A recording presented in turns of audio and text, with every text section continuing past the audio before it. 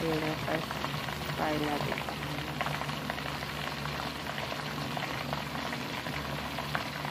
Pagkatapos nito, katapos natin siya first fry, i-relax muna natin siya ng konti para sa second fry.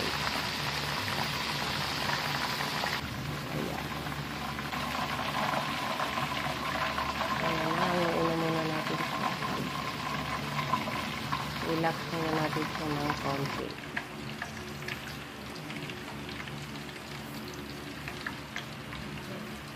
Pagkatapos ng ating first fry, ngayon magsi-second fry naman tayo.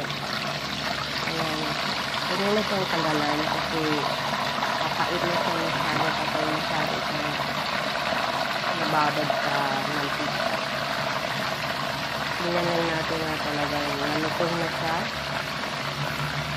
Ayan natin yung kabilang side. Second fry na to ha, mga beshi, mga ma'am. Kaya babalik ka rin na natin